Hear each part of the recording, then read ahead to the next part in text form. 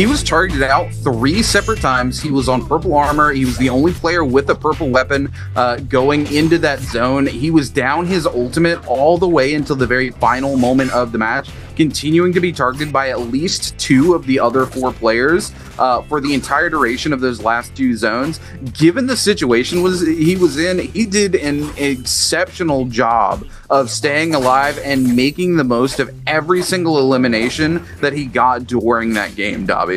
Absolutely insane here. And the same thing comes through some of the other players as well here, as we've seen Fang get absolutely bullied towards that, but T225 does get shredded towards that very end here. So we're going to look on the outskirts here, and Wolves get snatched by Mike. Look at this final circle here. Nice push here. Bang! The timing for the strike comes in such a beautiful time, alongside the strike coming in from, I think it was from Yuan as well, towards that, being able to create that momentum and really push through it. Look at this animation. Oh, that's so tough. Oh, what a flawless execution. Still has a lot of that to go here, but let's check out these replays here and see what's going on. Sponsored by Thunderbolt is Mike. Trying to see if he can get some. This is that first strike immediately onto this, as he ends up getting that aggression and gets the first elimination onto that game. BIWEEK trying to go through with this, and he ends up getting that elimination with the hottie flying around. Star really finding this moment here to get that finish. Look at Mike really able to balancing through both of these teams here.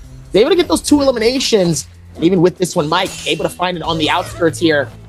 Gets the parry, the beautiful parry that he needed, though. That was a very long fight. That one was probably one of the longest fights we've had so far within these first 2 games here, with both of them coming back and forth here. But man, that new weapon is dangerous in this game. Oh yeah, absolutely. Those fist blades are an insane weapon, Dobby. They are so strong. Again, being able to dodge, get those iframes, maintain your blue, and actually take it to the next stage of charge. Again, having that ability, if you have the Soul Jade, to suck people out of their blue state, absolutely massive as well. Like, the weapon is just so strong. We're going to take a look here at the MVP body pick. He picks up those eliminations so early on, and the rest of the game, he just plays safe. He only has to find 2 more eliminations to get that 5 elimination to be where exactly he wants to be, where he's putting 6 points plus on the board every single game. You don't have to always find the MVP. You can just find it off the back of that consistency. And here we go. This is where Mike finally gets eliminated after picking up 3 eliminations for himself.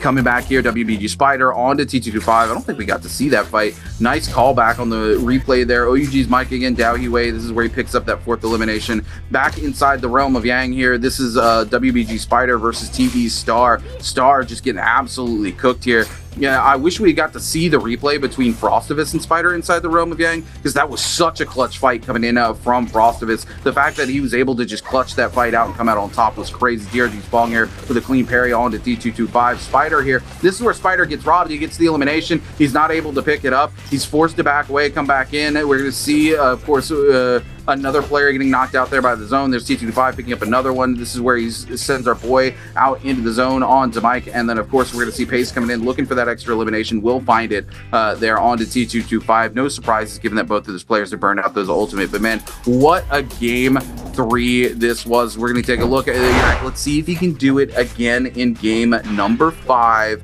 Just crazy how this played out. Here we go. Pace in the early game here, picking up some eliminations. Mike yet again. This is where Mike says, fine, Pace, you can take my kill, but I'm taking you with me in the very early game. This combo right here, he comes in, he's mad because he sets up that kill and he's like, I'm going to time this perfect so that I can get the kill and Pace can't, and then Pace picks it up anyway. And then back here, we see Mike get the huge parry here off of this, sets up the ultimate, gets the follow-up, the re-hold on to Zhang Yuan. Zhang Yuan still, though, able to keep it alive, is able to find his ultimate and then turns it on to Mike to cut back. This is WBG Spider. This is where Wang Liang just was not able to break away from Spider. Spider just keeps catching him in the backside there, and we go to Zhang Yuan again. This right here, absolute clutch. We see it come through. He has that legendary Soul Jade, and Spider is again just so mad about this. Spider has not been able to win one of those realms of Yang today. Even Frostive has had a huge comeback in the fight against him again. Spider saw that Soul Jade and just was, all right, fine, whatever, you got it. Over to Pace here versus Fat Milk inside the realm of Yang. Pace just just on point with these parries today, by the way. You know, we had one game, Paste had like 8 or 9 parries. He's been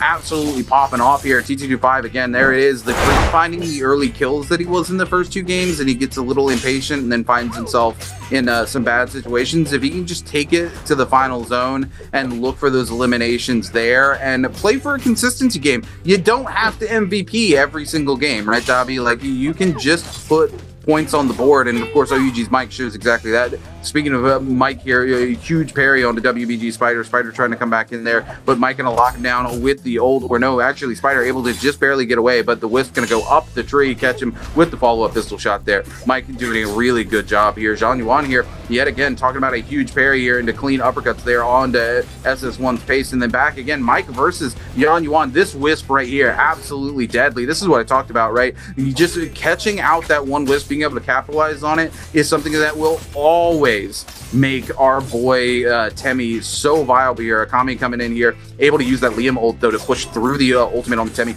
to pick up the elimination. Wolves Wang Liang there winning his Realm of Yang. Fat Milk here in the end trying to make something happen. Will lock down the elimination there, and then of course Frosty coming in with a massive parry there on to our boy Fat Milk. The follow-up ult there, and our boy Frostivus just says the heck with that. Cav balloons the heck out of him, says I'm gonna kill you before the ult goes. I'm gonna pick up the elimination, and Frosty has a really good match for himself here in game number 5, but it is gonna go to OUG's Mike with 6 eliminations on to we look back at the replays here. It's brought to you by the Thunderbolt Born for Gaming. As we see the first elimination here, and obviously you saw that amount of anticipation. Like, he knew it was go time when it came to that final game number 6, really honing in that amount of effort that he's done so far today.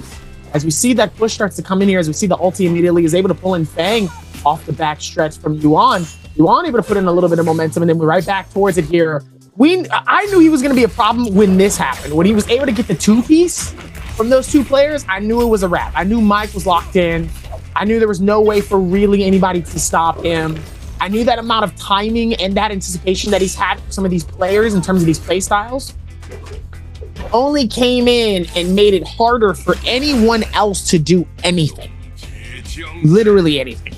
Because of that amount of timing that he took through many different things. It's so interesting to see how he was able to put that amount of energy and that passion together. As we look at Wang Liang, and he's like, yeah. I love that. He absolutely deserved to celebrate that, right? That is a very specific opportunity. It's hard enough to recognize when you land that hit that you're in that opportunity, much less to follow up on the opportunity.